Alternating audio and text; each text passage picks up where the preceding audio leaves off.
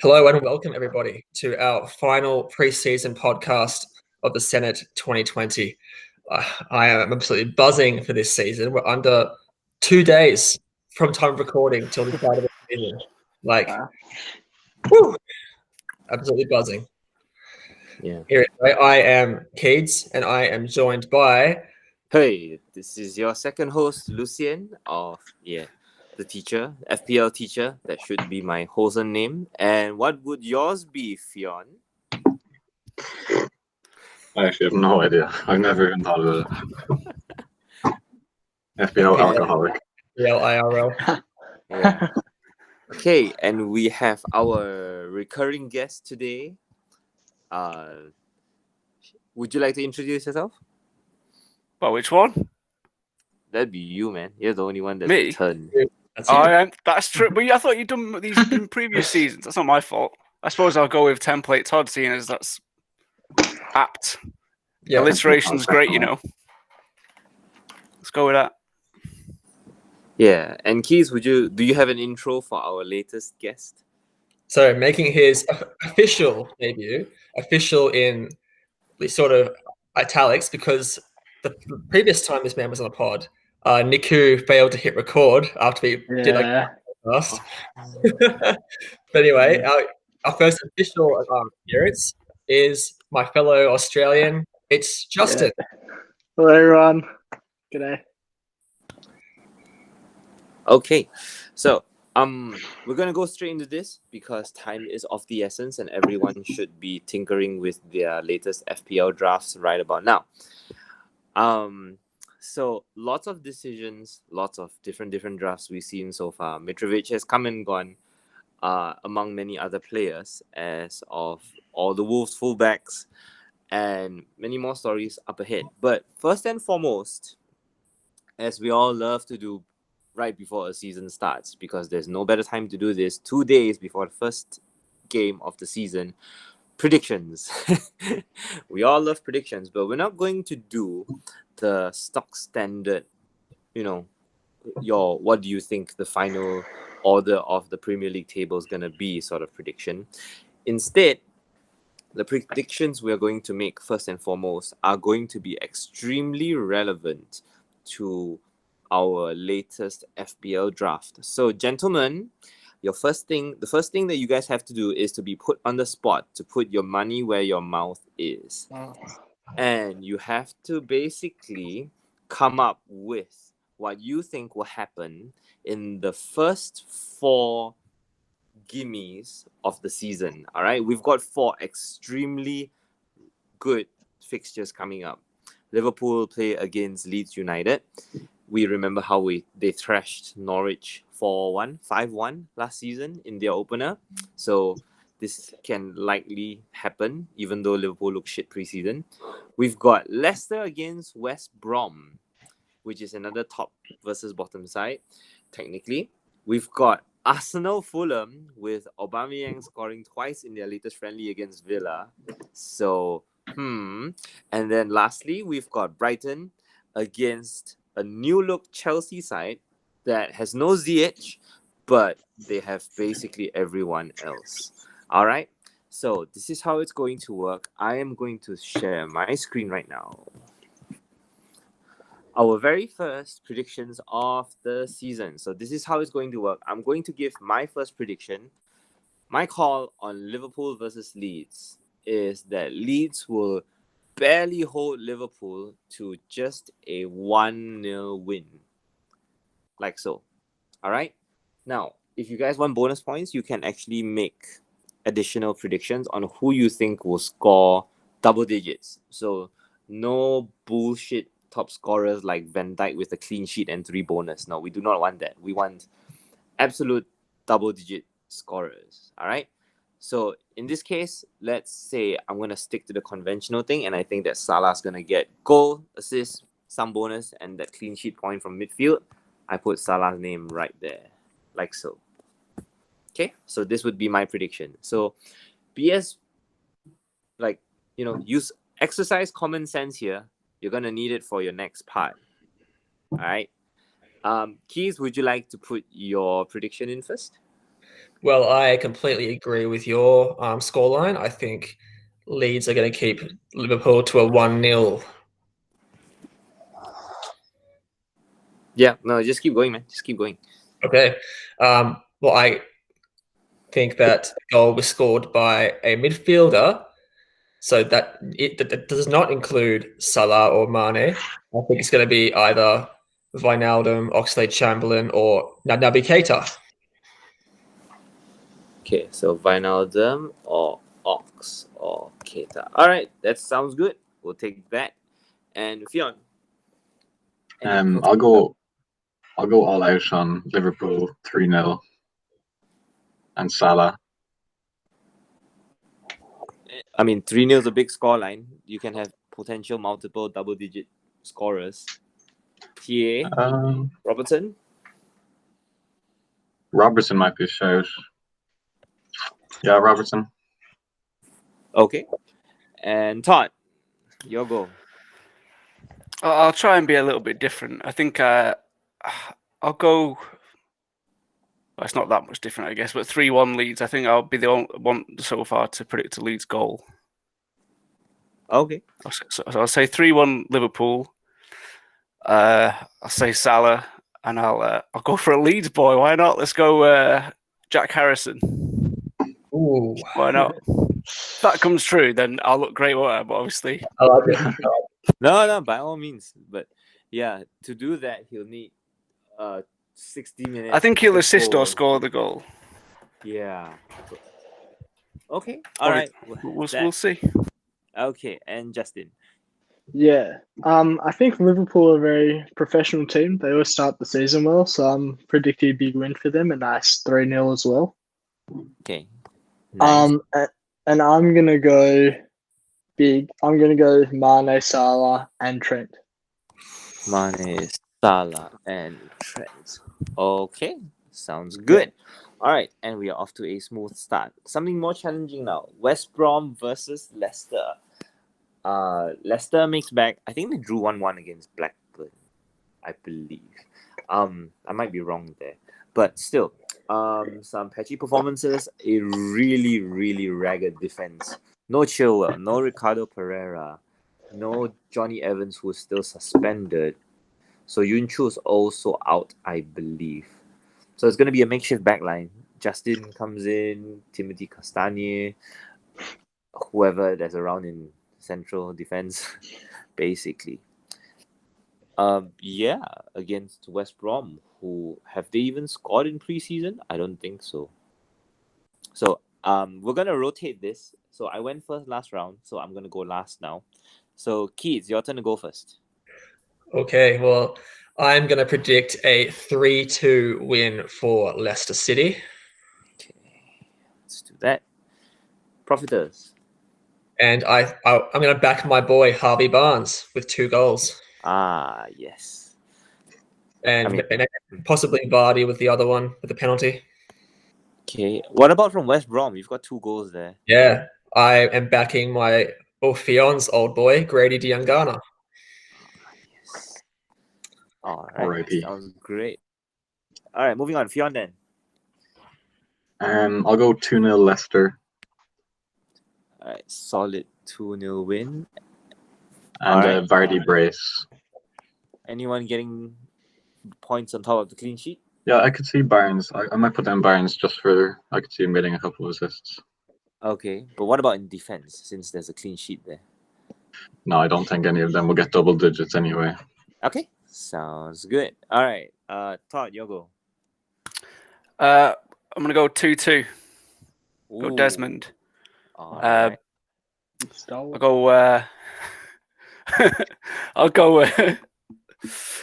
I mean, I'm liking Barnes. You know, I don't want to go 3 in a row with Barnes, but I think he's going to get something, which is fair.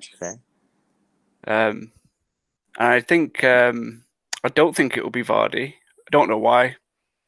Just a hunch. And I think for West Brom, probably Pereira, Mateus Pereira, probably. All right. I like that. Yeah, fair enough. Okay. And Justin? Yeah, I'm also going to go 2-2. And the person I'm going with, he's not been talked about so much so far, but that's Iheanacho.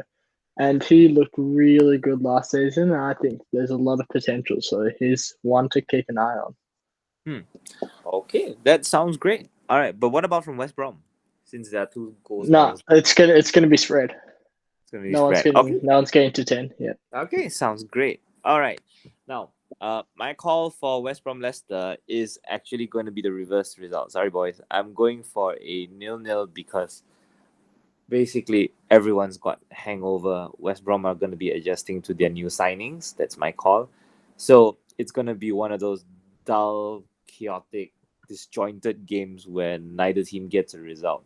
Kind of like how Wolves and Leicester played out that same 0-0, where both teams were like there. They had the desire, they had the energy, but they lacked the final product before they finally kicked off their respective seasons. And in this case, yeah, everyone's like 9 or less. No heroes here. Maybe the West Brom goalkeeper. Is it going to be Rodek still, or did they sign someone new? West Brom keeper is Sam Johnstone. Ah, right. Okay. Yeah. Well, whoever he is, I don't think it's going to be 10 either. All right. Next up. So Fionn goes first now on the plum. Well, supposedly the plum tie because it's the opener. Fulham against Arsenal. So how big will Arsenal rack up the score? Fionn. I'll go 2-1 Arsenal, Okay. and I'll just, for my own sake, I'll back Aubameyang to Sure. goal assist, and no one else. Okay. That's fine. And next up, Todd. So I'm getting real strong vibes of last season, to be honest. In terms of the 2 main captaincy shouts are Salah at home to a promoted side who are probably going to try and play their way, the way that they got promoted, and a really strong option away at a defence that can be got at. Sorry, Fionn, I'm referring to Sterling against West Ham last year. I think. Yeah, filthy hat trick.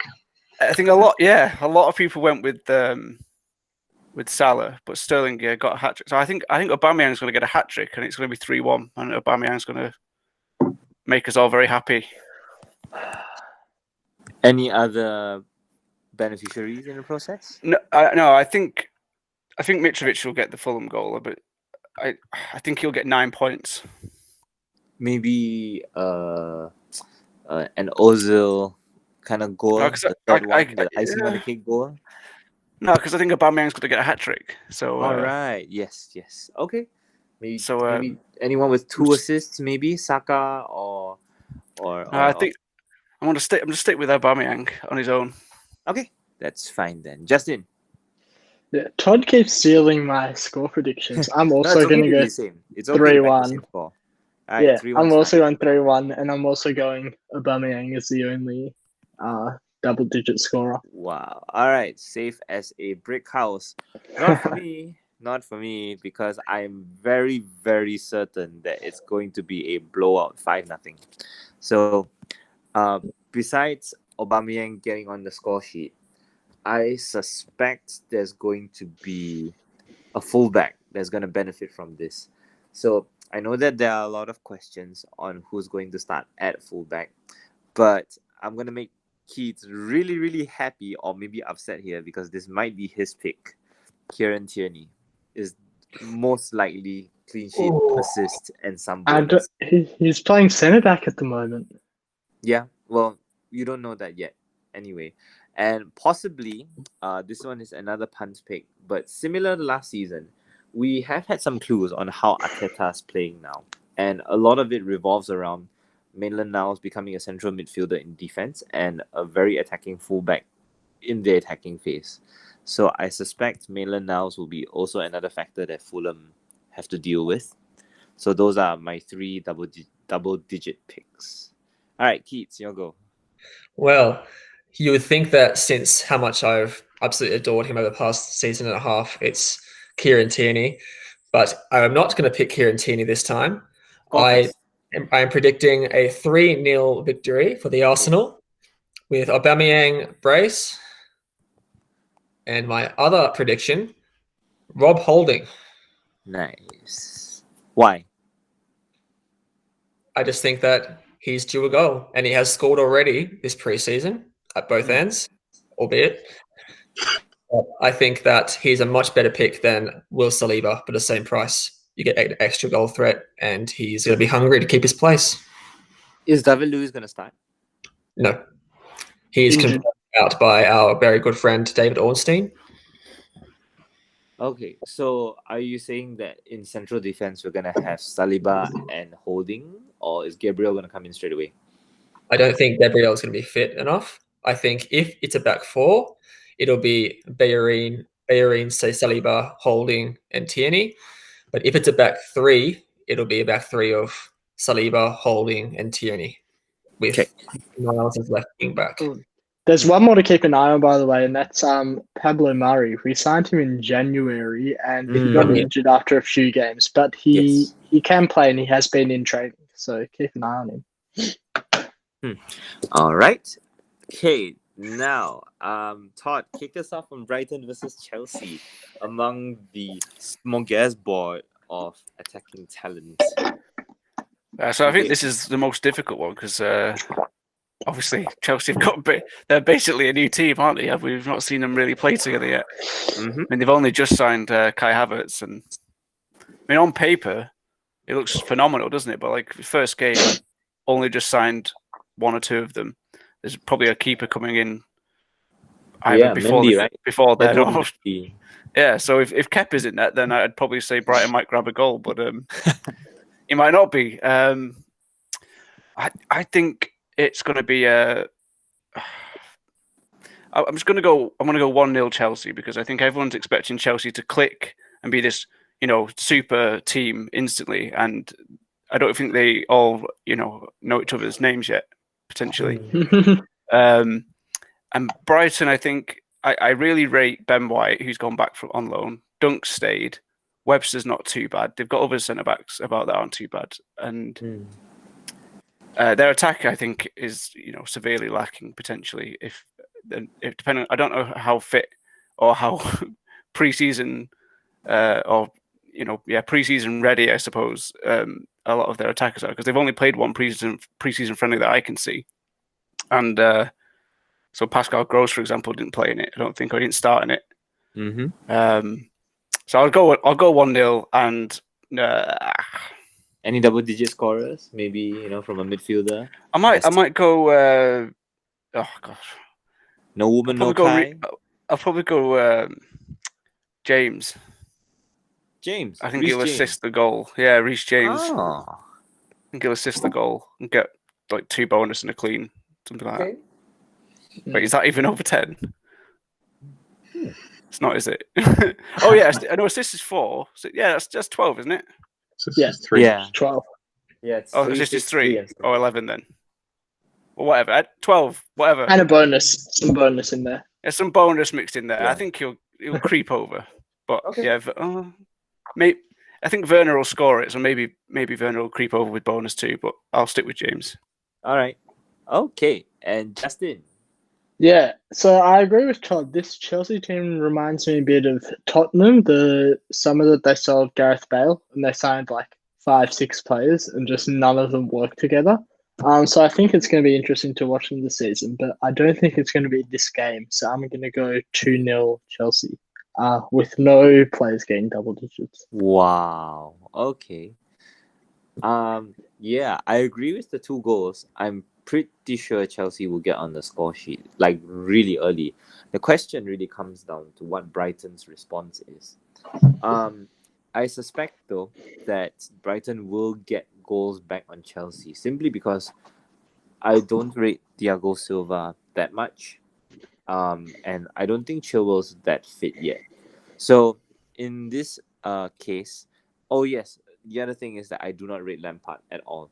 So I think Lampard's a good manager, but he doesn't manage games very well. So whenever he identifies a system that works against his team, he has not shown the ability to adapt to what the game requires. That's why whenever he wins convincingly, but whenever he loses, you get blowouts like 4-0 against Man United. So yeah, in this case, I don't think he handles what Graham Potter brings to the table, and it ends 2-2. And specifically, Trossard gets both goals. I still think Werner will score, but he'll probably end up on 8 or 9. Most probably a penalty. But that's about it. Yeah. Okay, Keats, your goal. Okay, well, I'm sort of going to agree with Lucian. I think this game isn't going to be that much of a blowout. I think Brighton are a decent enough team to actually give Chelsea a bit of a run for their money, especially with the team haven't gelled properly. I know it's a cliche excuse, but I think it's going to take us a while, especially for people like Kai, Ziyech, who's not playing. Who else? Like the entire team. I'm going to go for a 1-1 draw with Timo Werner scoring the Chelsea goal.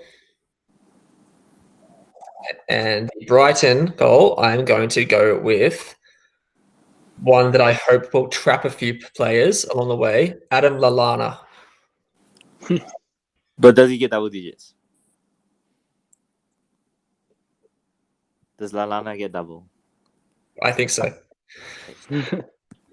All right. He might just scrape 10 with a goal. Is he the game week 1 bandwagon this year then?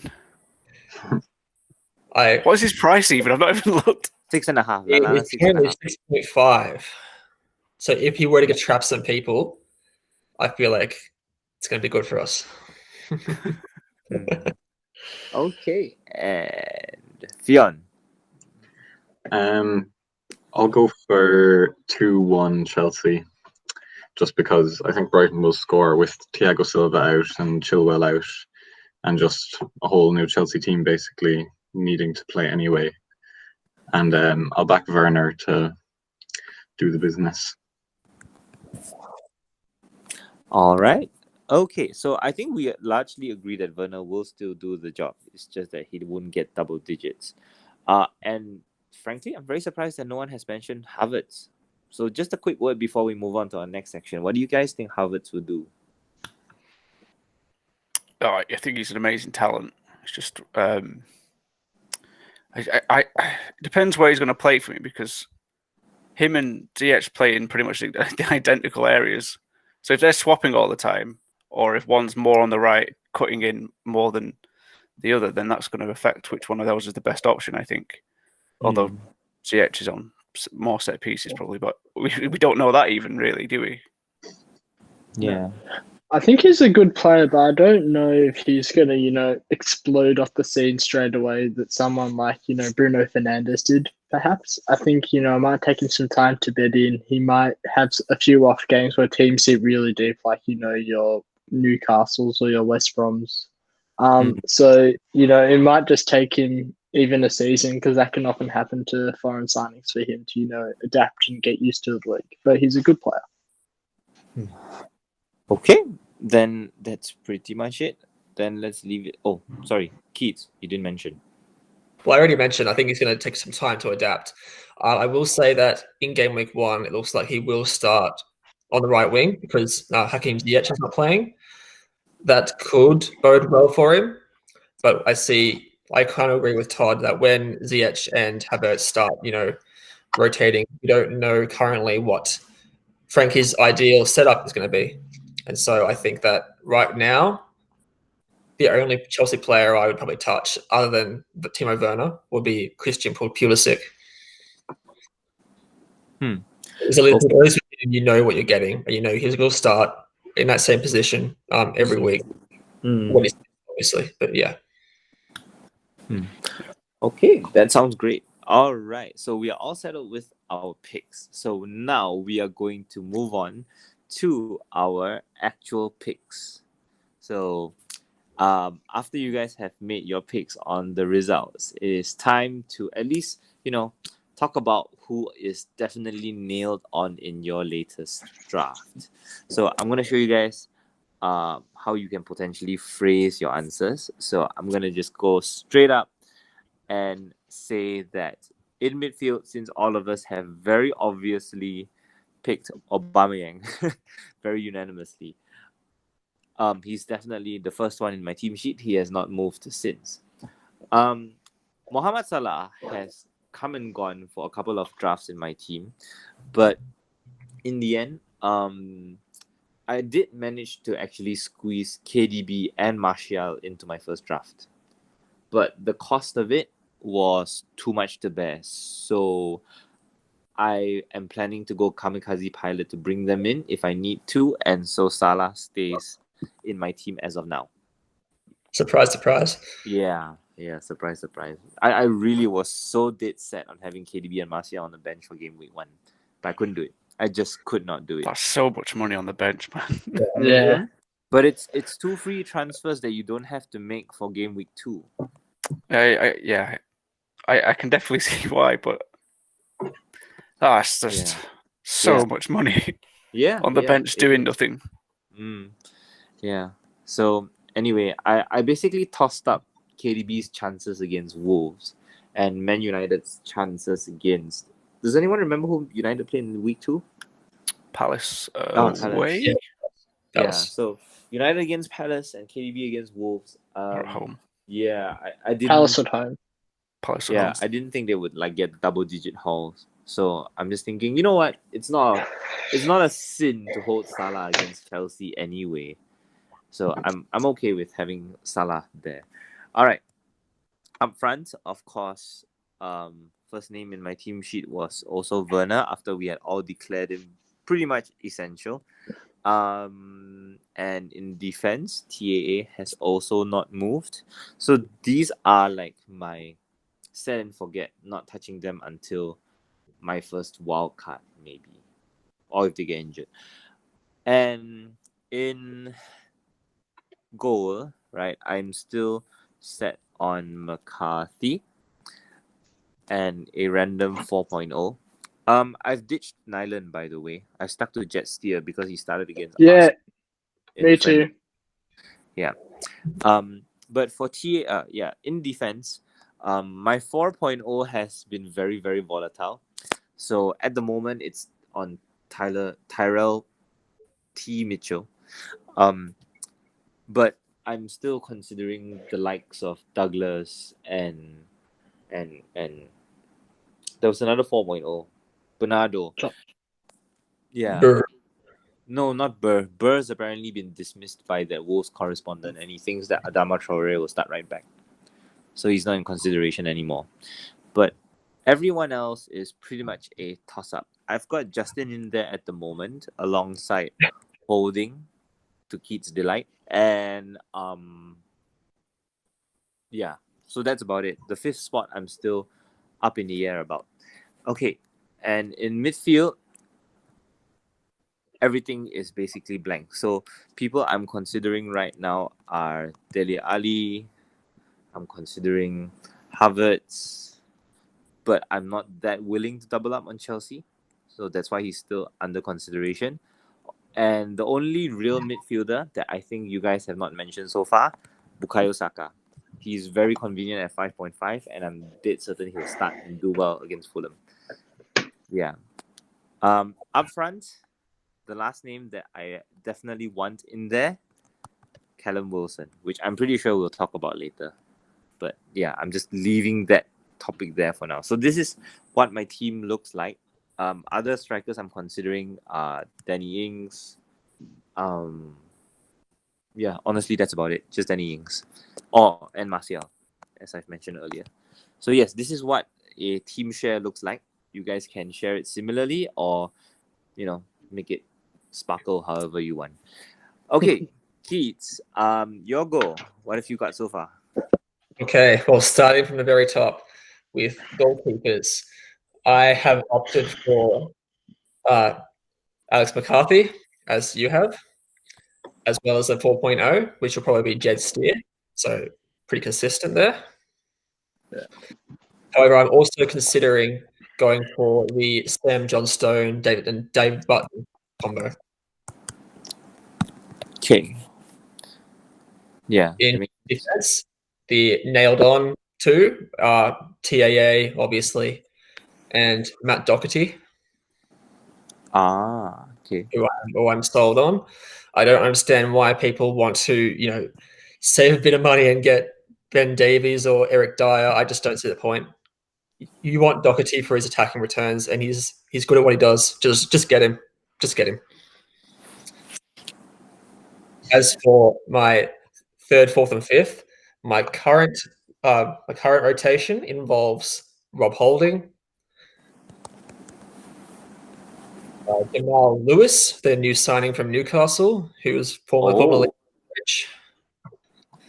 I can sort of see his returns mirroring that of one Jetro Willems from last season, where he actually did pretty well in their abysmal Newcastle side. Where's Willems? He went back to the Netherlands, I think. I'm pretty sure.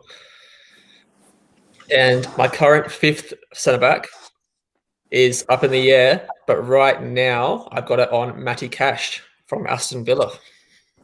Okay, so he's movable. That Cash is movable. Yeah. Okay. Any other candidates you're considering?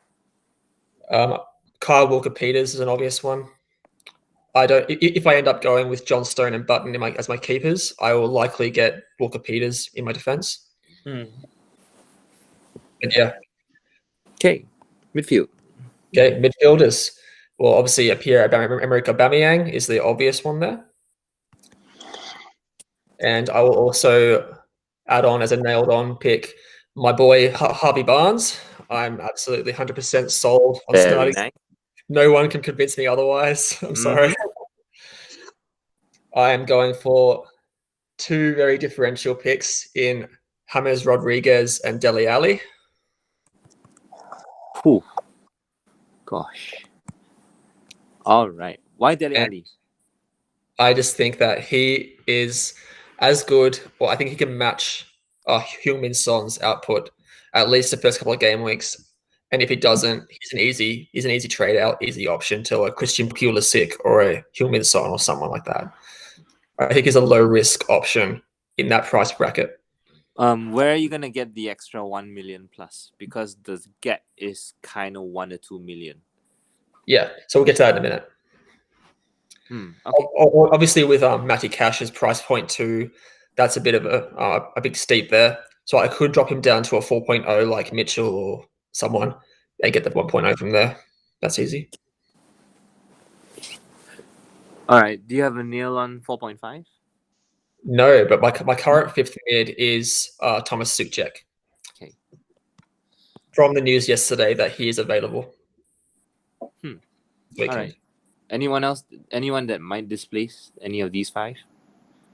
Possibly James Rodriguez would be the first one to go from those five. Only because I am not sure if he's going to start this weekend. But his fixtures from game week 2 onwards are just a dream. I think I would want to have him for those anyway. Okay, sounds good. And up front? Up front, Timo Werner, obviously. And I have got Tony Martial in there. I'm going to bench him for game week 1, but I do think it's a hell of a differential to have one of the Manc guys on the bench to have that bit of a head start on those wasted pre-transfer Manchester assets. If you already have one, you're already miles ahead in my eyes. And I think Martial is probably the best value out of all of them at this stage. Obviously, after the transfer window, Greenwood could become the best value, but as of right now, I think it's 100% Tony Martial is the one to get. So he's on the bench. And my second striker for game week 1, my third striker for game week 2 onwards is up between 3 options. Right now, I've got it on Che Adams from Southampton. Yep. Because his output post-lockdown last season, he pretty much matched Danny Ings stat for stat for goals, shots in the box, touches in the box, all that kind of stuff. He pretty much matched everything Ings did. And he scored, I think, 4 goals in the last 6 game weeks. So I think if he carries that form over, he could be a sneaky, 2.5 cheaper option there. Yep. Southampton's fixtures, as we know, are just hella good. But anyway, if I don't end up going with Adams, it'll either be Ollie Watkins from Aston Villa, who got recently added yesterday, I believe, at 6.0, so same price point. And the other one I'm considering is Mishi Batshuayi, who's also 6.0, who this morning announced that he was joining Crystal Palace. Okay, now that looks like a really balanced team. It's really, really balanced. It's amazing what you can do. The only thing I don't like about that is the lack of a Liverpool attacker. But I'm still going to wait and see on those. Yeah, that's what it does. That's what it does. All right, so Fionn, your goal. You can start anywhere, by the way. You don't have to start goalkeeper. No, I think I'll just start the same way Keith said. So, at the moment, I have Ramsdale in goal with a Steer to back up. I'm strongly considering Alex McCarthy and Meslier from Leeds. How do I spell his name? Go check. Meslier. Gosh, he sounds like that conglomerate Nestle brand. I'm just gonna put that Pokemon name Meslier for now. All right, well, go on. Yes. I have Trent in defense. Charlie Taylor on the bench. Oh, right. Yes. Mitchell at 4.0 right now, but that might be Ferguson. I have Walker Peters, who I won't have if I get McCarthy, but I will get if I stick with Ramsdale. And Ben Davies is in right now as of the Armstrong injury. It was Doherty for the past 2 weeks, but it's Ben Davies. Oh, so Ben Davies. Yeah, that Armstrong injury is a killer.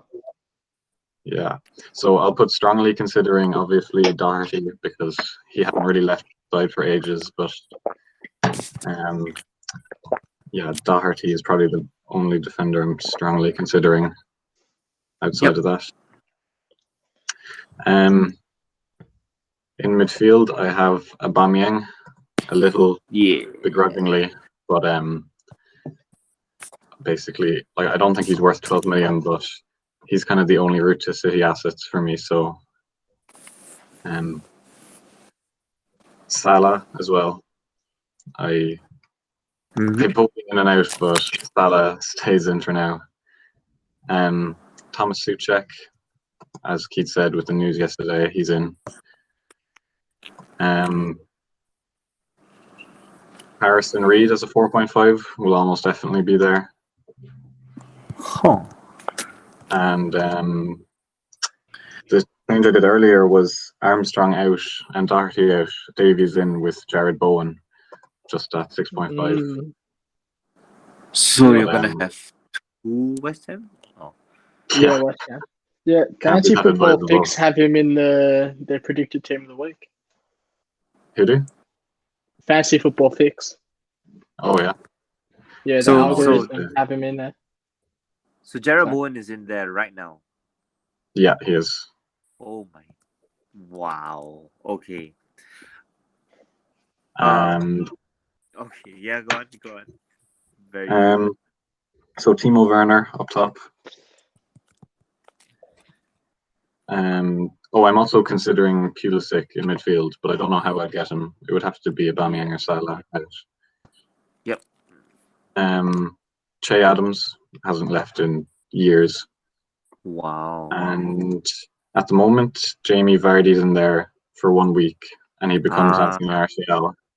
But now with the Armstrong news, I'm thinking maybe start with Martial and get Doherty back for 1 million. But I do fancy Vardy against West Brom, so that's that. Funny you say that because your predictions say that, Vardy and Barnes. Why not get both? Well, I have Vardy, and I just can't afford Barnes in midfield. What is such a shame? The opposite. I have Barnes, can't afford Vardy. Yeah. Yeah. Yeah, it's really such a shame. Okay. All right. It looks like a solid team. Like, I've not seen such investment up front because that's a 10 and a 9. Yeah, it's really Mm. like, I'm like 99% going to get Martial for Vardy yeah. straight away. Yeah, I'm sure everyone has a plan to transition of Martial Yeah. somehow. Yeah. All right, Todd, let's hear yours. Yeah, so the bulk of my team is fixed in place, and it has been for about since whenever the fixtures launched. To be honest, I like McCarthy as a set and forget keeper because of his fixtures, and I think points per game I think he was like a touch better than Ryan, but not really much in it. With a 4.0, the only one thing I'm considering there is someone like a Ramsdale, and that is less about the keeper and more about getting Kyle Walker-Peters, who I think is. You could debate him as the best 4.5. I think it's just I don't like to double defence really, unless it's Liverpool, and even then it didn't work very well last year. So Trent obviously has never left my team, and he probably won't leave my team unless he's clearly going to be out for more than sort of 3 games or something like that. At the moment, I've got Doherty in. I agree. Looking at sort of Ben Davies or Eric Dyer in your team compared to Doherty is just like, it's a bit like in the last game week of the season. I was thinking about, maybe I could just get Lacazette instead of Aubameyang. I was like, I think Lacazette got an assist actually, but it's not the same as Aubameyang's haul, is it really? So I think it's tricky because I'm a really big fan of Doherty. If he plays in the same role Aurier has played last season, then surely he'll get attacking returns. Spurs clean sheet wise, can they be worse than last year? Really, they didn't really get that many at all last year, and they've signed Højbjerg. Yeah, and they seem to have settled on a centre back they actually like, and a surprise of everyone, it's Eric Dyer. Yep. And Ben Davies seems to be quite good at this that holding fullback role that Mourinho seems to like, one attack and one hold. So I think I don't know how spectacular it's going to be, but at least it gives me the freedom to escape to just about anyone quite comfortably if it doesn't work out. At the moment, I've got Justin in from Leicester. Ooh. Just because, what I'm looking at basically is having Charlie Taylor on my bench for the first week, and I'm kind of playing around with almost a rotation with the 2 4.5s there. So I'd be happy playing Justin for the first 2 weeks, and if he doesn't play beyond that, then I'm not too gutted because Charlie Taylor can play for the rest basically, and It's a bit of a toss up between them after that. I've considered, all the 4.5s basically because I'm desperate to free up money for midfield, because I think for the past 2, 3, 4 years, the midfielders have really been the ones that have, brought home the huge scores. There's been the odd striker, and obviously Trent and Robbo and Van Dijk, but it's, the top scorer, if you were to put your money on it, you'd say a midfielder every season at the moment. And it's not even close, is it? I mean, Salah got 303, and then he got 270 something, and then last year KDB with 250 something or whatever it was. Midfield, I'm not going to waste any more time and just say Ober and Salah haven't left since even 1 second after the fixtures were released. I've got no thoughts about removing either of them. Aubameyang is just the perfect swap to a City midfielder if I still want to do that in game week 3. Yep. No issues about those two at all. So where people are thinking about Martial, I agree, and that would be my ideal Manchester United attacker, would be to get Martial, because I think he got their most goals last year without penalties, and obviously they get a lot of penalties, but they might not this year. Say if they got 2 this year, then you'd bet your house Martial will be their top scorer. But I also find the forwards of a cheaper price range pair quite nicely with Werner. And obviously easier to get to. Yeah, Werner's in. He's not left my team either. So I've toyed with having Ings for a week and then upgrading him to Martial, and I've toyed with looking at Vardy for a week and then turning to Martial. But I think I'm actually going to play Son for a week next to Aubameyang and Salah, and then upgrade him to Bruno, which we all label as a trap.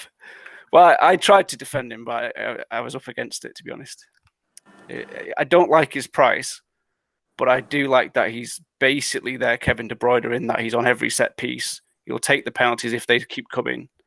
He has really strong assist potential, and his he takes a lot of low percentage shots, but I think he is good at them. Not as I don't think I expect as many to go in as Kevin De Bruyne potentially, but I just find him easier to fit in than Martial with the way that I like my team set up at the moment. And in an ideal world, I'd have Martial and Werner up front from game week 2, but I struggle to get there when I want a heavier midfield because I think that's where the big points are at. So who is it right now? So at the moment, it's Aubameyang, Salah, Son in midfield. Wow, and obviously, to fund that and Werner and Trent, I've got Alan Saint-Maximin, who will primarily form the rest of my midfield 4. I agree he's probably a trap, but I think since they've signed a striker who actually has some kind of pedigree at this level, as much as I despise the man, because every time I bring him in, it's a disaster. I think for 5.5, if he gets a return every 3 or 4 games, I'm not too unhappy about that. Yeah, no, that's good for any 5.5 midfielder. And I've actually got Susek as well at the moment. Oh, because I've got Charlie Taylor, and primarily I think it's looking like a 4-4-2. I need someone with a good game week 1 fixture who I think who's capable of doing something, and I think Susek wouldn't amaze me at all if he gets a goal against Newcastle. So how cheap is your front 3 then? My front 3 is Werner, Shea Adams. I think he has potential to be this year's Ings. So rather than trying to completely scramble the rest of my team to fit the actual Ings in, I'll go for this year's Ings. And Brewster, I hope he gets along at the moment. But primarily, I'm going to be playing a 4-4-2. And I think this is largely backing the midfield over the forwards, basically. Good. No, it sounds good. That sounds good. You've got to bench somebody in attack. And I think at 4-4-2 it's fine. And my first bench every week is going to be one of Susek, Saint-Maximin, Justin, or Taylor, and I think that's fine. Yeah. Okay, sounds great. Justin, your go. Yes, I'm very excited about this. I've been spending a lot of time on this team. It's my baby. I love it. I've got something I'm very happy with. Right. So, in goalkeeper, we have McCarthy and Steer. No controversial picks there. I just want to say, Todd, on the money with the midfielders. It's all about midfield, and I've gone for a very heavy midfield this year. So, great analysis, Todd. So, we've got Trent in defence. Then we got the 2 best 4.5s. We've got Walker Peters and me. Not Ben me, Justin. All right. No, not Ben me. Oh, okay. Taylor then? It's Justin. I wish Ben me was 4.5. bad. Yeah. There you go. My brain. Okay, yes, go. Fair enough. It's 5:30 there. And then I've gone two 4.0s in Johnson and Douglas, and you'll see why in a second. You'll see why. No. All right, sounds good. Douglas, yeah. Yeah, Douglas. Why no particular reason for those 2. I just wanted 2 that I might start. Who was the one you suggested? Mitchell or Ferguson. I don't know, whichever. Mitchell looks like he's going to start game week 1, but Ferguson looks like more of a sure thing once he's fit again. So it depends what you need, really. Mitchell is that Patrick Bernard Holt is already back in training, so he's already got his time is limited. Yeah, Yeah. so I'm too worried about it. Maybe I will look into that. I think I've just heard that no one knows who's going to start, but I've heard Johnson and Douglas are both chances. And so I've just gone them for now. But this is the exciting part. So yes, we do have Pierre-Emerick Aubameyang. Not only that, we also have Salah. Yep. Not only that, we also have Mane. Ooh. Oh, I love it already. This is that is do. heavy. Yes. To That the is end. very Amateur heavy. over it. Wait, Yeah, I'm gonna and see then about... Oh, 3-0. Okay, yes, you Yeah. predicted us 3-0. That's good. All right, let's go. yes. So I'm going for the 3-5-2 at the moment. So we've also got Saint Maximin. Mm-hmm. And until I woke up this morning, it was Armstrong, but now it is Saka. And just for 2 weeks. So I'm planning wholesale changes in this huge midfield in the first 2 weeks. So after the first break, it's either Mane or Salah, probably Mane out for Bruno Fernandes. And then in the second week, it is Saka and Aubameyang out, get those good fixtures in early and then get them out for a hit. And we're bringing in Greenwood and De Bruyne. So it's an evolving midfield. Going to get those price rises because I'm absolutely certain De Bruyne will rise. I'm going week 3, so that will make up for the -4. And, we get away from those bad fixtures. So I'm very happy with that. And then... Sorry to interject. I'm just curious to know what your reasoning is behind getting Bruno Fernandes, Greenwood, and De Bruyne in your midfield. Like, isn't that too much of your eggs in one basket, do you think, in the midfield? No. I just think get the players who you think will score the most points. So, Salah, Fernandes, and De Bruyne will score a lot of points. And I think Greenwood is so good value for money. It's insane. So that's my rationale behind it. So it's the same thing with it's the same thing with doubles on defense. Like if you think that the defenders are going to keep clean sheets, then you may as well double up on them. You just got to back yourself on what you think's going to happen. Yeah. So what does the attack look like? Towards the end of last season, that Bruno Fernandes started to get a bit burnt out. I know they've signed Donny van de Beek, but do you see Bruno Fernandes getting as many penalties as last season? For me, it's not so up in the air. He might not. I mean, no one will knows. I don't think Van de Beek's coming for his position. I think he's coming for either Pogba or Matic. Just depends whether they can move Pogba back into defensive mid or not. But I think if there's one name that's first on the team sheet, it is Bruno Fernandes. He's there ahead of Maguire, David De Gea, Rashford. He's number 1 on the list. So I'm not worried about that at all. I agree with that. I do think he's slightly too high priced. I think 10.0 would have been fine, but it's the same as if Kane goes off. I've been fighting my corner on this for about a fortnight now on him being overpriced. But if he goes off, I want Kane whatever he costs, basically. So I just think, I mean, back to what I was saying about Bruno, he's on everything, and post lockdown especially, but even before then, he just seemed to find a way to get a return every game. Like it was just sometimes like against Man City before lockdown when he did that cheeky little chip free kick, and Martial did basically all the work. Yeah, he just had a knack for getting a return. Yeah. By the way, Man United's fixtures are incredible until game week 11. So like having a double up of them in midfield will be fine until whenever I choose to wildcard. Yeah. But I think that it's having, a Greenwood and a Bruno is sort of lacking, sort of limiting your potential output in the midfields, as opposed to having, a Greenwood or a Phil Foden or someone and a Martial on the forwards. I think it's more spread out and more balanced that way. That's my opinion. Just does it matter what positions they play?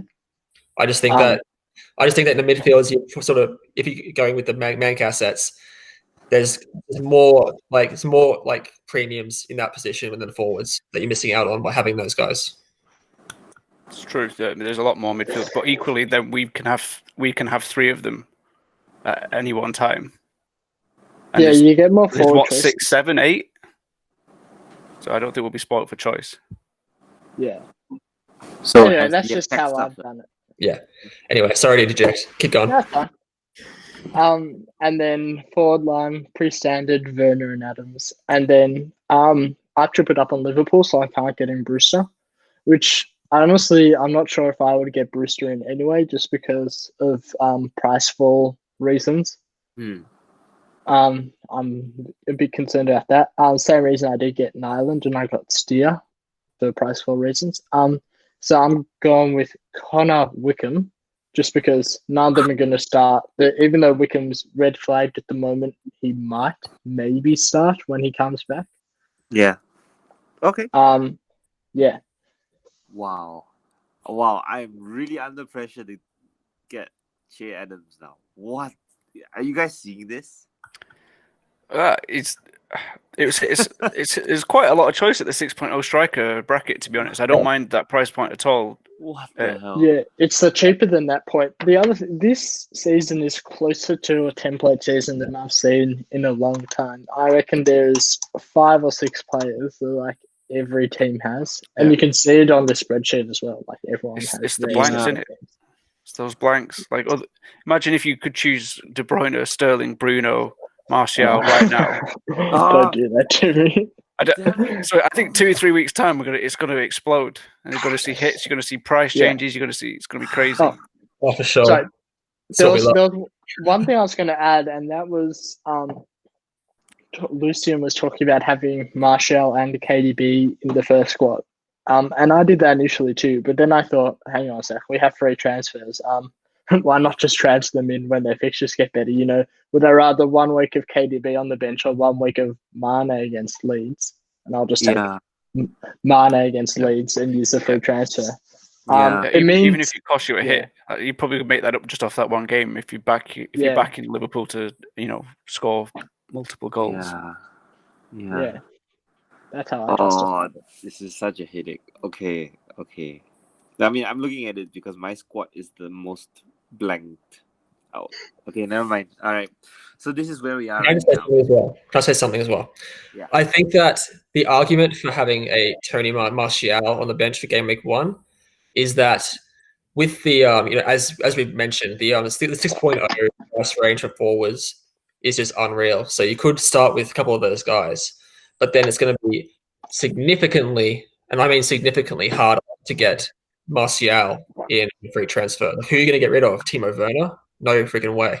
No, I agree. If you're getting a De Bruyne or a Bruno Fernandes or a Greenwood, you could easily get rid of a Mane or a Aubameyang or something like that. It's like you're not going to disjoint your team that much.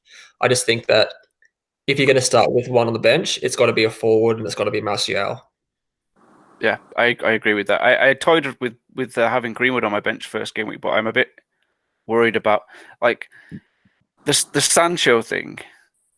Obviously, massively impacts Greenwood, and I could speak to 7 people, and each of them would give me a different percentage chance of that happening, from 0 to 99. And it's just I don't know how that's going to end. Because I mean, I imagine if I asked most people, it'd be 0, and my percentage would be quite low. But if it happened, and I own Greenwood, and I benched him for a week, and then he signs, and then Greenwood doesn't play, can you imagine the feel? Would feel bad. Plummet as well. I would censor rage quit very quickly. Oh yeah, that'd be me gone. Just take time. Guys, is Grady Diangana a midfielder? Yes. Yeah, it's 5.5. I was looking at him a lot actually, but just because I've never heard of him until he moved, and everyone was very controversial about him. I mean, if he's good, I'll bring him in. It's 5.5. It's not that hard. He played a few first game teams for West Ham. I'm sure Fionn can agree. He did remarkably well during those times, and I think he'll do really well for West Brom. Yeah, he doesn't have. Well, he's young, so his end product is a bit questionable. But he did reasonably good goals and assist numbers for West Brom last season, and I think he's only going to get better. And he will be. He could be an option at some point, definitely. Yeah. Okay, so I'm going to look for some contradictions right now. And I'm looking at our predicted scores earlier. So I can see that we have reasons not to get the likes of Lalana and stuff. My only question from these picks would be for Justin. Would you consider Iheanacho over Che Adams at the exact same price point? No. I went Iheanacho just as a bit of, a hipster move. But just because I like talking about him, and I definitely think he could explode this season. Early prediction. But I think he'll probably start on the bench behind Vardy. I mean, he could start. I'm pretty sure he did start sometimes last season when they played a 3 at the back, perhaps. Yeah. But I doubt they'll start 3 at the back in this opening fixture. So I'm not going to go on him now. But just keep an eye on him is all I'm going to say about that one. Okay, then last one before we move on. Todd, you have a very interesting Reece James at 5.0 pick Yeah. against Brighton over Doherty. I think he's Doherty. I think he could be a good pick, but not over Doherty. I don't trust Chelsea defense enough. Number one, even with a new keeper, I think so. I'm a Derby fan, as you all know, but I don't know. Someone in Singapore might watch this and not know that. So I watched the full season of Frank Lampard's management, and he does leave you exposed at the back in the way he likes to play football, and to an extent, it doesn't really matter who the players are. If the system causes some issues too, and I don't think he'll address those. I think he's just planning to score loads more goals, which is brilliant for FPL, brilliant to watch, but not so much brilliant to own the defenders. That's my first point. And second point, I do think like Azpilicueta and James are going to potentially, but share that spot. So yes. I'm not interested in someone who plays half the games. But if he plays all the games, then he's very interested in that price because I think he's a good fullback, really good fullback. Okay, that's fair. Keith, are you considering getting Diangana early? 5.5? Oh, for sure, 100%. The only sticker there is I really like having Souček there as the game week 1 game. Yep. I think is high potential. And then I don't plan on playing all 5 midfielders from game week 2 onward. Martial comes in, and guys like Matty Cash and Charlie Taylor are back.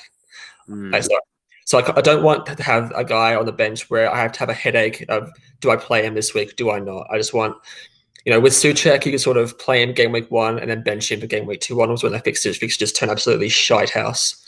Yeah. But I really do like Diangana, and I'll be keeping a very close eye on him. I do rate the guy very highly, as many West Ham fans do as well. Many West Ham players do.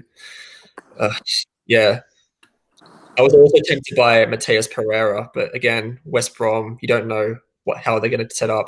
They could turn out to be a Sheffield. They could turn out to be an absolute Norwich, so we don't know. Can that be a thing? Oh, this team, absolute Norwich. I like that it's Norwich and not Derby, by the way. Very happy about that. To be fair, though, Norwich did have Timu Pukki and Cantwell at the start of the season. That's the player of the month, that is. First month. Yeah. Oh. I remember because it was in my FIFA team. They did beat City in December, right? I thought the City 3-2 was they beat them. I Cantwell and Pukki got returns in that. It was great. Yeah. Okay. Yeah. All right. So that is our first part concluded. Whoa, well done, people. Okay, so the second part is going to go extremely fast because it's going to be like a simple one-word answer. I don't know whether you guys have played this since high school or whether you have, heard this being played since high school. This is basically a would you rather, but advanced version. This is the Kill Fuck Marry game. Yes, normally high school girls play this. So we're going to do the same thing here because we have had a slew of new signings since the last week. So kill means that you just like write them off and not want them anywhere near your team. Fuck means that you'd want them for a week, a one night stand, maybe 2. And marry is someone that the moment you identify them as a sure starter, nailed in their team, you want them for like until your wild card. All right, so this is going to be very, very fast. Kai Havertz is like, assuming I know that he starts, he is a Mary for me, because at 8.5, that's like basically Pulisic levels, but better. All right, Keats, your go. Yeah, okay, so I can sort of agree with Mary. Again, he's a very difficult player to judge now. But if he smashes it, of course you want to get him for that period while he's in form. Yep. So yeah. Okay, Fionn. Mary as well. I still prefer Pulisic as a FPL asset, but Havertz could easily match him, I suppose. Todd. Mary, because I think in the extreme long term, as in the next 5-6 seasons, if he's still at Chelsea, he's going to be a fantastic asset over the long term, I think. Okay, Justin. You're going to think of me as a slut. There's going to be a lot of fucking today, not a lot of marrying. So this is a fuck. Okay, let's go. James Rodriguez. James is a kill for me because I have asked myself over the last couple of days or so. Yes, James is an upgrade over the entire Everton midfield, but what does he actually bring to the team? I watched a lot of YouTube videos of James's contributions, and really, he's an all-rounder. There's that goal, that wonky goal against Uruguay, but everything else has been like so. So yeah, I'd actually avoid. Sorry, Keith. Like, he's just not my guy unless Ancelotti has something special for him that you know about that I don't. But yeah, okay, Keith, your go. All right, I'm gonna go fuck for this one. Yeah.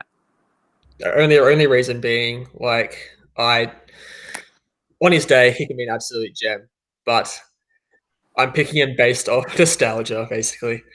And he's barely played since like 2014, and that was 6 years ago. So we don't know.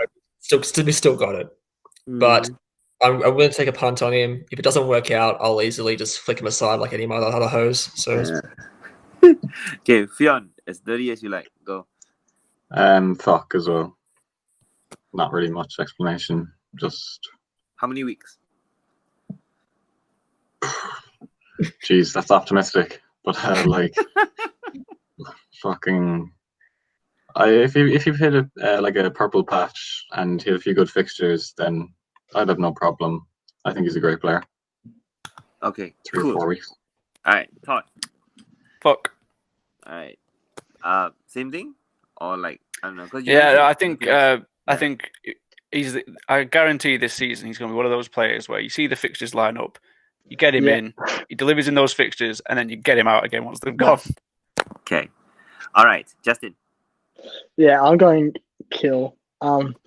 Exact same line of reasoning as Todd. He's that type of player. It's game week 20. He has 3 good fixtures in a row. Someone else has bad fixtures. You get him in, but he doesn't score in any of them. He's one of those. Like, everyone gets him in and he doesn't score. Yeah. So, no for me. Yeah. Okay, cool. Callum Wilson, a very strong Mary for me. Like, until he misses like 3 big chances in a row and I get frustrated at him and I go get like couples counseling or something, then yeah. All right, but until then, he's a Mary for me. All right, Keats. Kill the fuckhead. I don't know how he does it. Every single fucking season, I get him in and he does fucking nothing. I don't know. He's a great player.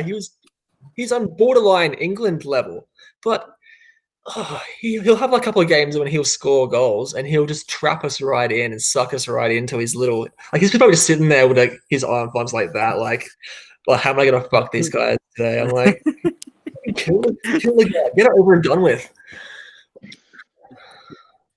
All right, Fionn then. Yeah, I'm like the same. Like, to say I thought this problem was dead when Bournemouth went down, and that was like everything I was praying for. Like, to watch Fraser and Wilson just crawl their way back into the Prem was just so frustrating. Kill all day, please. Okay. PTSD right there. Todd.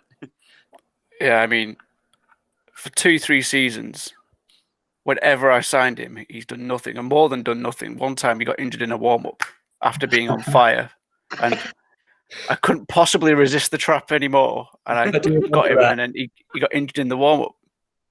I remember that very well. I was glad to be rid of him, and now he's back. So kill, please. Okay, Justin. I really like Callum Wilson. There's just something about him. He's always been in my heart. I think it's a smile. He's got such a good smile. I just remember like 3 years ago, he was really good, and then he did his knee, and it broke my heart. So I'm gonna marry him. Childhood sweetheart, Callum Wilson. That's so sweet. Wow, we move on. Fraser. Fraser's a kill for me, not just for the Kill. attitude problem, but just for the fact that there's so much competition in Newcastle compared to Bournemouth that he won't be the sole creator. Okay, Keats. Kill as well. Same reason as Wilson. Won't get into it that much. Okay, Fionn. Kill, yeah, especially for the way he treated Bournemouth, even though I don't like Bournemouth, but still. Yeah, exactly the same. Okay. I can understand it from a personal point of view, but he basically stopped playing from game week 2, and they're now down because of it. Yeah, Kill. Justin. All right. Kill. He had like one good half season, and he was like massively overperforming. He's not good. Okay. Ollie Watkins. We know barely anything about him. Keats knows everything about him. So, for me, I don't even know whether I want to swipe right on him on Tinder. So, he's a kill for me until I see him do something. Yeah, Keats, please advertise him. He is a 100% marry for me. 26 goals in the championship last season. I know it's the championship, but he was being linked with being Man United and Tottenham's backup striker this season. So he's a very, very good signing for Aston Villa. He's a record signing. He will play every game. I think he's a much higher upgrade than Wesley or Samatta or God knows Keenan Davis. He's just going to get better and better. And with Jack Grealish feeding him, rather than the guys at Brentford, I think he's going to absolutely tear it up this season. Well, not tear it up as in terms of like Aston Villa's league position, but he'll get loads of points. Mark my words. Okay. All right, Fionn. Yeah, he's a class signing, really. Really, really good player. It's almost a shame for Keenan Davis though, because I actually think Keenan Davis is a good player, like better than Wesley and Samatta. But I go fuck just because he still plays for Villa, and I'd only get him for some good fixtures. Yeah, Todd. I'm torn between marrying and fucking, to be honest, as is often the problem. Yeah. I think he's a great player. I just don't. So obviously Villa were pretty horrible for large spells last season, but they did have injuries, and I think I'll marry him. I think he's a good player. Okay, Justin. Kill. Okay. I thought you were going to be doing a lot of fucking over there. What's going on? You keep changing my mind because I'm last. I hear everyone's opinion and it changes. Let's let you go first for the next one. All right. Justin goes first on the next one. Timothy Castagna. Yeah, well, this is a fuck. If he's in the team, good option. So yeah, I like it. Okay, we go backwards. Todd. Yeah, I mean, traditionally for the last, is it since Rodgers has come in that the Leicester fullbacks have been really good, or is it earlier? Yeah. But I their system allows. I mean, under to get forward. Yeah, so their fullbacks get forward. He'll get assists probably. What is he, 5.5? I think that's a good price. I think he's well priced. I don't think it's exceptional value. It's just good value. So I'll fuck him for some good fixtures probably. Okay, Fionn. Yeah, I think I'm the same. I like Pereira's 6.0, so he could offer like really good value if he's like starting on the left and getting attacking returns. So I'll fuck as well. Okay, Keith.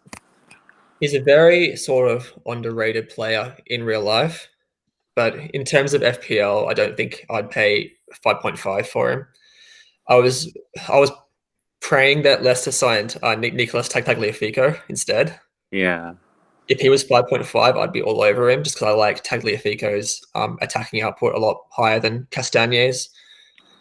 But yeah, I would agree. I'd fuck. So Castagna is a kill for me because I have watched Atalanta and he doesn't impress me. Even though he's really attacking, yeah, he'll get found out. He will get found out. All right, now Tokore, Justin, your go again. Oh, Decore is another fuck because Yes. I think yes, thank you. Decore for some we, or at least I consider a more defensive midfielder. It does get forward a lot. And he did make a lot of attacking runs for Watford and score goals. So I like him, and I think sometimes he can give returns. Todd. Yeah, so again, Everton are a little bit of one where they've signed a lot of players, not quite as many as Chelsea, but they've basically got an entirely new midfield in addition to one or two that are good enough that were still there. So I kind of expect them to play a 4-2-3-1 with him and Alan paired up, and Alan will probably sit more and he'll get forward more. Maybe they'll take it in turns. 5.5 is a good price for you'd probably say fairly nailed Everton midfielder, but I don't know where Andre Gomez is going to fit in all this. Unless he was just on loan. I thought they'd signed him permanently, but I think it's not nothing against the player. I think I'll kill him because I don't see me buying him at all this season. Fionn. I'm the same as Todd. I think like if he was 5.0, he'd be too cheap. So 5.5 is fair, but like I don't think I'm going to get him. He can play 10, but I don't know if he will at Everton. And I'm not sure he's as nailed as people think with all the midfielders they have. Yeah. So it's a kill? Kill. All right. Keats. You know what? I'm tempted just to fuck him for one night stand and fuck him off, but and then that's based on a few years ago. There was a double game week, and I got Decore in as a sort of budget option for Watford, and he banged 2 goals in as a double game week, and I absolutely loved him. That being said, this season, I'm just saying I don't see him coming anywhere near my size, so he's a kill for me. Okay. Yeah, Decore is one of those things, right? Watford, every season, Watford comes up with this central midfielder that has to score goals. It was Capoue before him, and now it's Decore. So I don't know whether Ancelotti will have that same system. So unless Havertz is injured, he's a kill for me as well. All right, last one. Danny Ceballos is back from loan, and he's on loan again. So Justin, 5.0. This is really, really good. Is Susak? Yeah, this is a marry. Really? But it's on a caveat, and that is it probably will be later in the season because I think we're going to start with a 3 at the back and a 2-man midfield. I don't see a lot happening in the 2-man midfield, but if we transition to a 4-3-3, which is Arteta's preferred formation, I think Ceballos could be very good value because he could get forward a lot more. Cool. All right, Todd. Yeah, second that. I mean, 5.0. What I mean, currently the 5.0 king is Susak, isn't he? I guess who offers significantly more goal threat, unless the formation changes. Yeah, I think he played really well, didn't he? Post lockdown. Yep. He did. Very well. Played very well, but not in a manner that is going to really rein in the FPL points. I don't think. But I think he got a goal or something. Right. Yeah, he scored against Sheffield in the quarterfinal. Yeah. Well, I probably kill, but again, I think he's a good player. Yeah, Fionn. I've seen people argue that like he's better than Souček as a 5.0 option, and I just disagree strongly. So I'll back Souček and say kill Ceballos because Keith. He's a kill for me. We are still linked with strengthening the midfield. I do hope we do get one of either Thomas or Alwar. Yeah.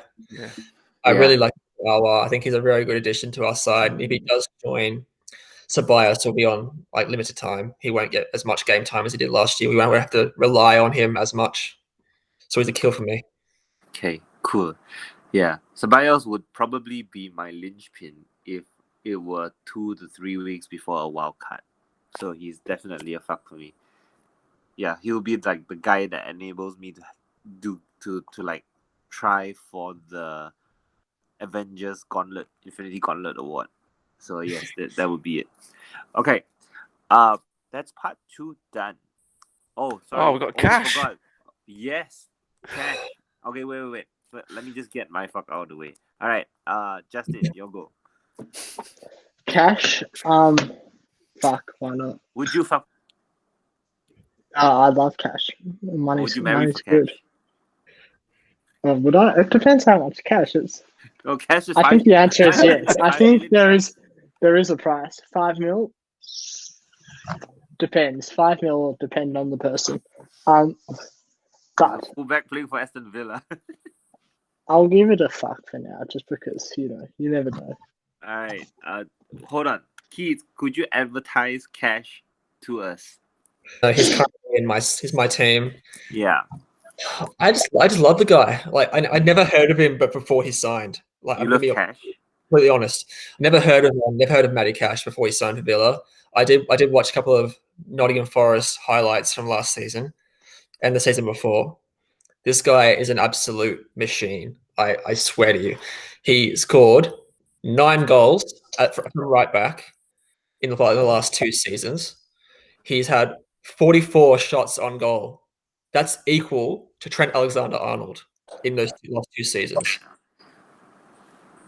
For me, 5.0, for a Villa defense, it's risky, but I'm not getting him for a clean sheet. I'm getting him for the All right, Fionn Todd, are you sold on Cash? You go first. He has got, in his whole career, he's got 14 goals, 8 assists in 140 games, which is very impressive.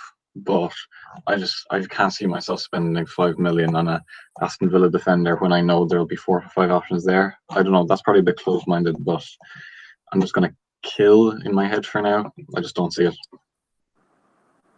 Okay, Todd. Yeah, I mean, so to discuss the player, I think he's a really high quality right back. He played for Forest, and obviously not a big fan of Forest, but yeah, sometimes you have to just say that he's a good player. He's one of those where, yeah, he's a really attacking fullback. I think he will get attacking returns. It's just will he get enough to justify 5.0 when I think Villa defense is probably still going to be pretty bad. But they were better post lockdown. But I think in general, I don't think anyone's expecting Villa to keep that many clean sheets. Yeah, the dream run starts in game week 6 because you have your first 2 against Sheffield and Fulham. That will be the litmus test, and then you realistically pick them up. Game week 6, home against Leeds, 7 home against Southampton, 9 home against Brighton, 11 home against Newcastle, 13 home against Burnley, 15 home against Palace. It's there. Yeah. So I think I'll go with fuck and not waste any more time but I do think he's going to be hard to justify 5.0. All right. It sounds stupid, but because I have him in my team now, and he doesn't play game week 1, obviously, but he plays game week 2 onwards. And as you say, his good fixtures begin in game week 6, which is probably the smartest time to get him. That being said, I just can't lie. I like to look at him in my team. I like looking at him in the team. It just sounds weird. Sorry, I guess that just defines Mary for me. Yeah. Yeah. In fairness, like if he gets being conservative 3 goals and say a shot of bonus on top of that, like 8 or 9 bonus, maybe 7 or 8 bonus on top of that, that is like a whole bunch of points, and like say clean sheet points on top of him. Like he could be good, especially in those easy fixtures. We argue that Trent Alexander-Arnold is, essential at 7.5, even essential at 8.0. Let's say. It's in my opinion that Matty Cash is basically the next Alexander-Arnold, but playing for a shitter team. There's the only caveat there. So are you saying he's going to be 5.5 next season? We'll see. Well, will Villa be here next season? Yeah, will Villa be here next season? Exactly right. I think I think Matty Cash will be here next season, whether Villa are or not. Is that the defense isn't that bad? Like they did keep Liverpool to like a 2-1 win with 2 goals in the last 2 minutes of the game. Like they've got Tyrone Mings in defense, who's an England international. They've got Matty Targett, who's a proven Premier League quality left back, and they've got Matty Cash, who I think is going to do bits. It's just you don't know how they're going to go. I think their defense. I think defense is not as bad as people make it out to be. It was definitely better post lockdown. Yeah, for sure. Agreed. Yeah, especially when they had the 0-0 against Sheffield. Anyway, Yeah. well, it's Villa, so who knows, right? Okay. So that's part 2 done. All right. Now, before we move on to part 3, I want to stress, all right, that I want you guys to make these picks without thinking. I want literally the first 3 names that come to your head without question and just blurt it out. All right, because we do not want any deliberation. Let's save the deliberation for the hardest decisions. All right, because the beginning of this next section is going to be so easy, so quick that it's going to be obvious. All right, so this is how it's going to work. We're going to make our date template team for part 3, and we're going to go through this from the most obvious decisions to the most debatable decisions. Obviously, we're going to start with a 100 million budget, so we're going to start with spending all the cash first, then only look at the cheap stuff, right? So allow me to guide you on how this picking process works. But the moment I ask you for like the top 3 names of a certain player, just give me the first 3 names that come to your head. I will ensure that I reverse or randomize the orders so that we don't have bias against each other. Okay, now first things first. Let's pick the top 3 premium players that you would want in your team. No questions asked, no budget. All right. I'm going to give you guys an example. For me, first name, TAA. Second name, KDB. Third name, Salah. Straight up. All right. You can rank them if you want because, if you feel that you want them in equally, you can just tell me that you want them equally. Or if you have a preference, just tell me that you have a preference. All right, Keith, go. First 3 names in your head. Yeah, Trent, KDB, and Aubameyang. Okay, Trent, KDB, Aubameyang. Now, this is for the whole season, all right? Assume that this is a dead team and that you make 0 transfers. Yep. Okay, so this is like who you think will score the most points across the entire season. Arguably our worst season. I'm sorry, you said no to the liberation, but last season that was our worst season statistically, and Aubameyang was only 1 goal off Golden Boot. Yeah. So, okay, Fionn, go. First 3 names. So in third place, Trent. In second place, Sterling. And in first place, Salah. Okay. Trent, Sterling, and Salah. All right. Todd. First 3 names. Did you say be right back? Yes. No budget at all. I want you to pick like the most expensive guys. No, I don't think Todd's here. Oh. Todd's left for a bit. All right. Justin, you go first. Yeah, so I think if it's unlimited budget, I can't justify spending it on a fullback. I would go Mane, Salah, KDB, no order. Okay. Mane, Salah, and KDB. No order. All right, that works. So our first 3 names into the team sheet are TAA, KDB, and we've got a coin flip between Salah and Aubameyang. So sorry, because yeah. Yeah, go on. No, it's okay. Oh, yeah, Fionn, you were gonna say? Well, like because you're doing it like counting up the highest numbers, like I was putting like Salah as my number 1 pick, like. Yep. So do you want to change that? No, but like Trent is people's 3rd pick there, but he's on 6. Does that make sense? No, it's 3 points for you. Going for 3 points for first. He wants to swap Trent and Salah, is what it's saying. Yeah. Okay. I also didn't. I chose. Yeah. Trent. Oh wait. Sorry. No, sorry, not Trent and Salah. Sorry. Trent and Aubameyang. I had Trent, Salah, Sterling. It's alright. Oh, Trent, Salah, Sterling. Okay. So is Trent 3rd or is Trent 1st? Trent is 3rd. Okay, Trent is 3rd, Sterling 2nd, Salah 1st. Yeah. Yeah? Okay, then it's obvious. All right. So these are our first 3 picks. We have 69 million left. All right, next up, 4.0 goalkeeper. I'm back. So 4.0 goalkeeper, just 1 pick. Right, just one pick. So yeah, Todd, just to update you, we have just picked our 3 premium players for the dead team. Right, Okay. this is a no transfer 38 week. So We leave are these the that. 3 that we think are going to score the highest, or the 3 first names on our team sheet? I 3 guess? first names in our team sheet? Yeah. All right. Okay, Yeah, so I'd probably 4.0 go Trent, goalkeeper. Salah, KDB. Yeah. By the so, way, you gave Fiona 1 for Salah instead of a 3, if it matters. sorry, say that again. You gave Fiona 1 for Salah instead of a Yes. 3. Oh yeah, he's a 3. Okay, my bad. Yes. Okay, that makes more sense. All right.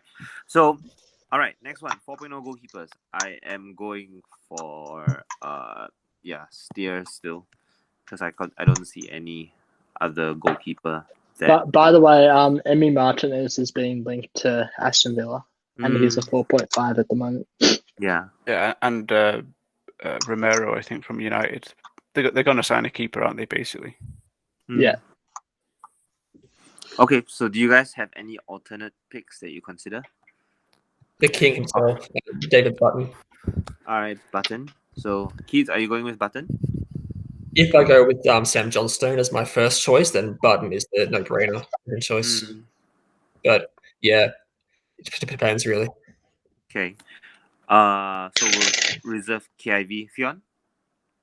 I have Steer at the moment, but if they sign someone, I'll get Button, but Steer probably. All right. So you know what? Let's pick the starting goalkeeper first then, since we've got a lot of decisions to make there. All right, top 2. Give me your top 2 starting goalkeepers who you would want for 38 weeks, no questions asked. So, for me, 38 weeks, I would pick Lloris because he's underrated, as well as McCarthy for 38 weeks, simply because Southampton in general will improve over 38 weeks. All right, Keith. All right, I'm gonna go for a controversial pick. Yes, let's go. And say Johnstone. Yep. And then McCarthy second. Okay. All right.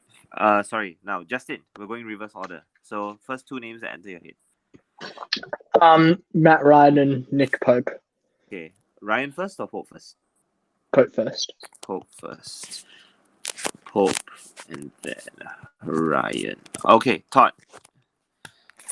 Is money no object? At the moment, yeah. Yeah. So then Pope and Ramsdale. Okay. Fionn.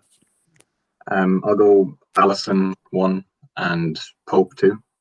I mean, sorry, Allison as the number 1 pick. Yeah. All right. So then the choice is obvious. We are going for Nick Pope. Okay. So I'm just gonna put the 5.5 there. Okay. Now next one. The 2 cheap players. All right. So we need to pick 1 cheap defender and 1 cheap attacker to start with. So the 4.0. Let's pick the 4.0 defender first. Did we choose a goalkeeper, by the way? Yes. So Pope is our starting goalkeeper. So do you guys want to vote on the 4.0 goalkeeper next? Yeah. Can we go Bailey Peacock Farrell? 1, because awesome name. It has Peacock in it. Okay. And 2, he's the backup for Pope. So makes sense. Yeah, definitely. Cool. Okay. Yeah. We'll go Peacock Farrell then. All right, Peacock Farrell, and then we've got Pope as the starting goalkeeper. Okay, so that's 4.0. Let me lock that in first. Okay, so our remaining budget is 59.5. Okay, so the 2 cheap players are. Let's pick the defender first. So we've got to choose between Mitchell, Douglas, any 4.0 other guys you guys want to pick out? Definitely Ferguson as a season keeper. Yeah. Actually, yeah. Shall we just stick to Ferguson? Yeah, happy with Ferguson. It seems like he actually might play. Yeah, okay. We'll go Ferguson then. Ferguson as the 4.0 settled. Okay, next one. 2 mid-priced. Oh, sorry. The 4.5 attacker. So, Kim Davis, Brewster, I don't know, Bissouma, Stephens, Reed, right? We were looking at those players. Anyone stand out for you? Because for me, it's a 50-50 between Bissouma and Brewster. I don't think What we're about going to get Reid? 3 Liverpool in this team. Yeah, Reed's not too bad. I'd probably go Reed Brewster as my 2. Do you think Reid will start? Because they've got Zabel and Guisa back. They've got I don't know who else back. They've got Yeah, I don't know. Yeah, my first 2 is actually Brewster, Terry's back as Bissouma well. and Brewster. I go Bissouma and Brewster.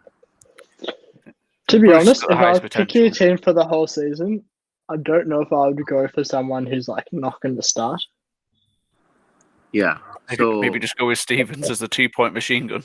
can we go Bissouma instead of the Stephens 2 points? Because Bissouma does have assist potential. Is he nailed? Yeah, Yeah. he's nailed. Yeah, but this is what I was saying. Like Ceballos for 0.5 more is like going to play every game. Yeah, we'll Yeah, work that one out later. I'd rather have We can- Ceballos or Susek if we can afford the 0.5. Yeah, we'll work that one out later. Like we've got a section for the 3 wild cards, Okay. depending on how much Okay. budget we have left. So I'll just have the 4.5 for Bissouma first. So wait, let me just write it down. 4.5 Bissouma. Okay. We're gonna have no budget left for the forwards and mids. Yeah, we can always go back and discount the keeper if we Yeah. have to. There's a reason Okay, why we don't now, all have Pope in our team. 2 mid-price attackers, they have to be between 7 and 6 and 8. Yeah, Alright. between. So no, you're not allowed to pick Saint Maximin yet. So anyone between 6 and 8. Okay. So Havertz isn't allowed. ZH is the limit. So wait, are these are forwards or mids? Both. Just mids because we Oh, only have 2 mids so far. Aubameyang and Salah. Isn't it KDB and Salah? Sorry. Oh, sorry. Yes, KDB and Salah. Oh, yeah, we have 2 mids. So yeah, it could be mid or attacker. Anyone between 6 and 8. So yeah, Fionn, you can go first. First 2 mids between 6 and 8. Che Adams and oh god, I'll just go Jared Bowen just because. How much is Bowen? 6.5. Okay. Yeah. Todd. Adams and Or 6 and 8. Calvert-Lewin. Okay, yes, good call, That's a Toddy. good call. What a smart That's a guy. very good call. Yeah. Okay. Oh, go on, guys. You're missing the obvious one. Okay. Justin, go. Greenwood. Yes, Greenwood. That's fine. I'm going Greenwood 1, Calvert-Lewin 2. Okay. Keats. Yeah, I'm saying Adams and Greenwood, but I'll also throw out one name for you. Eberici Sorry, who? Eze. Oh yes, Eze. Okay. Good You know what? player. I'll give you a bonus point for Eze. So, any preference between Adams and DCL? Yeah, so Adams first, Greenwood second. Oh, okay. Adams just okay. Yeah, for me it's Greenwood first and DCL second. Okay, so we're gonna go with Adams Greenwood then. Yeah, Adams sounds Greenwood good. it is. Okay, so Adams is 6, Greenwood is 7.5. Okay, we're down to 37.5 left. Next up, the 2 defenders. We got to pick 2 defenders now, both at 4.5. Yeah, it's gonna be like 4.5 at most because I don't think we have much budget left for the remaining 3. Okay, we'll upgrade the 4.5 if we have cash, but let's settle for 4.5 for now. So we're looking at Justin holding, that lot of players. So now Todd, you can go first. Walker, Peters, and Taylor. Okay, Walker, Pete. Oh, whoops. Sorry. Although if we're gonna have Pope, maybe not Taylor, but Yeah. I'll just stick with that to not be annoying. All right. Oh, I'll stick to Yayla. Okay, Yayla. All right, now. Yay. Okay, any preferences or none?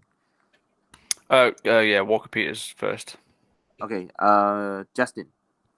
Yeah, so I'm also going Kyle Walker Peters first. And I think if we're doing the whole season, I'm putting in Saliba because I think he'll definitely be in the team by the fifth game where Kibley nailed. So I'm going with him. Any preference? Yeah, Walker Peters. Okay. Higher. All right, my goal. I am more towards holding still. Holding definitely first for me, and second would be Justin. No, not Justin. Sorry, Justin's gonna be replaced. Wait, there was this one other 5. No, it's okay. I'll go Taylor. No, I'll go Taylor. It's fine. Holding and Taylor. Fine. Yeah, Keats. Yeah, so I'm gonna pick Kyle Walker Peters first, and I want to throw out and name Jamal Lewis. I think will come good. Okay. Yeah. Can I throw a wild card in there as well? Yes, can. How about Kenny at Everton? Yeah. He's 4.5. Had a good loan spell until the entire team seemed to go to, shit basically. Okay. And he's played the preseason games. He's 4.5. Okay. Yeah, that's good. Says is 5.0, right? Yeah. Okay. Fionn. I'll go Taylor as my top pick and Ayling from Leeds as my second pick, although it doesn't really matter. Okay. All right. So we are settled on KWP and Taylor for now. So we'll go with the 2 4.5s first. So keep in mind that they are placeholders because we're just going to move on to the last 3. All right. We have 3 wildcards and 28.5 to spend. So let me just check how many players we have so far. 3, 4, 5, 6, 7, 8, 9, 10, 11. Yes. So, sorry. We have 4 What players. positions do we need? Yes, 4 positions. My bad. 4 positions. So 4 wild cards here. So I would suggest name your top 5. All right. So whose turn is it? Keats, your turn to go first. Pick your top 5. Right, but what do we need? Midfielders or attackers, or what are we after? So we need. Let me count the defenders. We have TAA, 1 cheap defender, and 2 defenders. So we need 1 down. defender, don't we? So we need 1 defender. I think we only need 1 midfielder because we already have KDB and Salah. We have the cheap 4.5, and we have Greenwood. Yeah, so just 1 midfielder. Yeah, so 1 midfielder, 1 defender, and 2 strikers because we only have Adams. So can we all agree on Werner first? Can we get Werner out of the way? I think so. Yeah. Yeah. Werner and Martial, ideally, is what I'd say. Okay. Yeah, mine. But can we afford that? Let's see. Okay, let's do Werner first. All right, and now we've got 3 players to split between 19. So there's like $6 per player. All right. So I want you guys to give me your top 3 picks. 1 in each position. So Yeah, one of these. All right. One in each position. Yeah. All right. So I'll throw out Harvey Barnes as the mid. Obvious one there. Yeah. For strikers, I'll put in Ollie Watkins. Yeah. And defense, I'll throw in Matt Doherty if we can afford him. Okay. All right. So if I want to do that average, I would like Saka at 5.5. Yeah, that would make a lot of room for up top. We already have Greenwood in midfield and we have KDB there. So do I? Oh yes, it's because I want Robertson in defense. That's why. So let's see. If I have Robertson and Saka, that adds up to 10.5, and that gives me 8 million-ish for a striker, which I cannot get Ings. So I'm gonna get Callum Wilson for the season. Sorry guys, I know it's a trap. All right, but I love the boy. All right, next, Justin. I haven't done all the math yet. I want to get Reece James from Chelsea. Okay, James I really is like him. 5-0. Yeah. Yeah, I want to get Bruno from United. Fernandes. Okay. How much is that? He's 10.5, so Yeah, that's so it's 15.5. So you got yeah, how much? you don't have money. Yeah. How much do I have left? 4.5. 3.5. 3.5. 3.5. Oh, right. Oh, can I? I'll just leave it blank. Okay, I'll change my mind. So instead of getting Bruno Fernandes, well, no, this has ruined everything because I've got to find players real quick. Do you guys have any suggestions for me?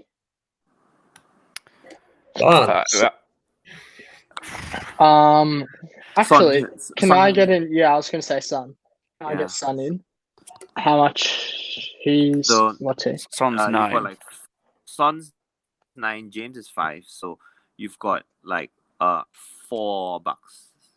Is that really? Jesus, this is really tough. Yes, it is. Oh, have we got 19 to spend, or is it? What is it exactly that we've got to spend? 19.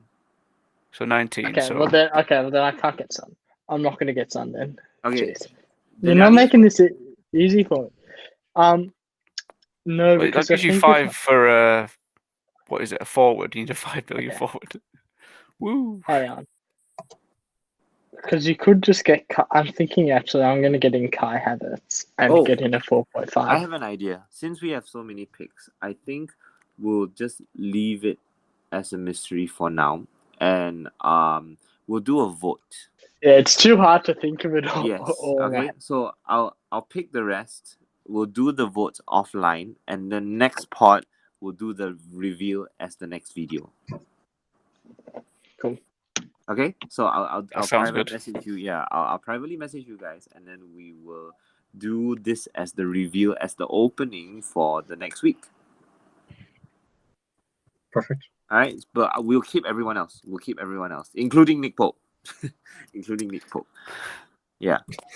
Okay. Then in that case, all the best, guys. Good luck for this week.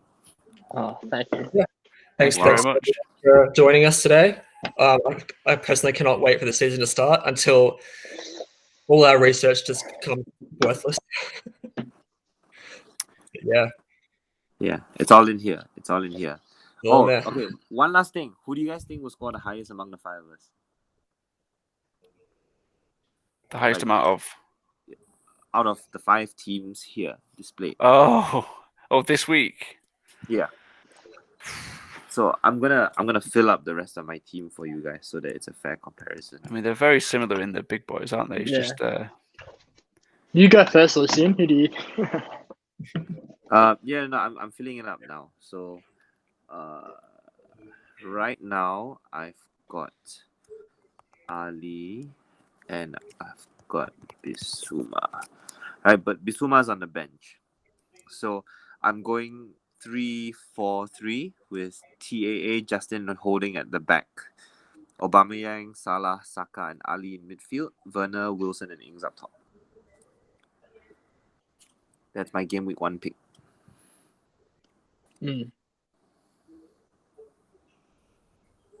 So from my perspective, I think Justin will score highest because I think Liverpool will blow out Leeds United. Even though I predicted the other way, I'm pretty sure I'm wrong.